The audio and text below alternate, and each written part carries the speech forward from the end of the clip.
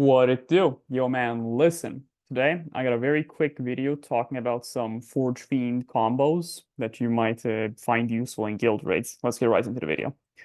First things first, the reason I'm making this video is last night I was doing a Mortarion run with a Neurotrope team and I was using the Forgefiend. And I noticed that the damage I was doing with the Forgefiend was significantly higher than his ability damage stat. So in this image, you will see I have three hits. One of them is 910, the other is 954, other is 881. So I was very confused about this. But then I noticed I had Elreon in range. My Elreon is max level, so he gives plus 900 damage. My demonic ordinance is 359 to 477 damage. That's the average for each hit. And I was doing, double that, over double that. So I was confused. I was like, hey, how does this work? And then I did the math where, 900 plus the average of the plasma damage plus the 65% pierce from plasma, it actually equals a number, which got me thinking, I wonder what other characters work on buffing the Forgefiend. And I think these numbers also make sense for characters such as, or not characters, but the other machines of war. Yeah, I'll explain that later. So the other combos I noticed later in the same run after I used Roswitha active, I noticed my damage numbers went up even more, which makes sense because Roswitha active, when you use it on a demon, it gives plus 20% damage at max rank. So it did make sense. It also sets the hex on fire, which makes so the Forgefiend can actually use an attack because, as you know, if the hex is not on fire, the Forgefiend is not able to do damage, but instead it sets the hex on fire. And another character that's interesting is what's his name? Rman.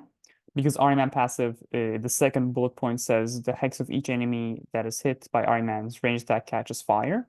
So what you can do is you can either use Rman to set a hex on fire, or you can use the Forgefiend's ability on a hex that is not on fire, and then use Rman. So Rman's passive works because Rman passive says whenever an enemy unit anywhere on the battlefield that is on a hex with fire takes flame or psychic damage, this damage is increased by 30% to a maximum of a cap, right? 5,000 is the max rank cap. So what you can do is you can set a hex on fire and then attack with your psychic characters. So the Forgefiend gives you a little bit of damage. Or what you can do, you can attack with Rman and then attack with the Forgefiend. Rman will not be buffing the Forgefiend because Forgefiend does plasma damage. And then the Forgefiend can actually do damage. And if you have Elreon, it's a whole good combo. Unfortunately, Rman doesn't really get to buff the active ability too much because active ability does do flame damage, but the Forgefiend kind of struggles. It's like a little bit of a sequencing issue. Sometimes works, sometimes it doesn't, but just don't worry about that. Now, what I was talking about it, as a general rule of thumb as to what works and what doesn't work, is there are multiple types of buffs in the game. So if you just group them up in certain buffs. So first things first is the character buffs. Now, character buffs, these are things like Calgar and Athena, Dark Strider even, where they stand next to your characters, they buff their stats, they buff their attacks, and they do damage. There are universal buffs, such as Ahriman, where the condition just requires an enemy to be on a hex that's with fire, and you to do a certain type of damage. And no matter where you are, you just do that damage.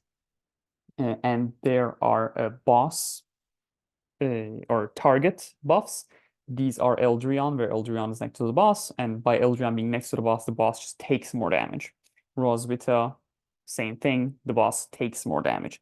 Even Sarquel, you wouldn't take him in guild raids, but just as an example, when he uses active ability, the next time something is hit with plasma, it takes 15% pierce or extra pierce. So these are the buffs that would work. So the point of this video is just to like explain what works and what doesn't work with the machines of war, because as you know, you can't just put Calgar next to the machine and then oh, it's gonna give more. That doesn't work because the machine is not on the map. But characters such as Elreon, Rosa, and Rman, which you might be taking in your neurotrope teams, work really well with the Forge Fiend. So it gets me a little hopeful if there's any ever character that buffs plasma damage. Perhaps the fifth, what's his name, Dark Angel's character might be interesting. We'll have to see. We'll have to wait and see. I have more videos coming this week. Don't worry about it. It's just a short one. This wasn't planned. I just made it because I noticed something cool and wanted to share it. Bloody Rose Discord server, very nice place. I love it. Great place. You should join. Cool people. You're a cool person. You'll fit right in.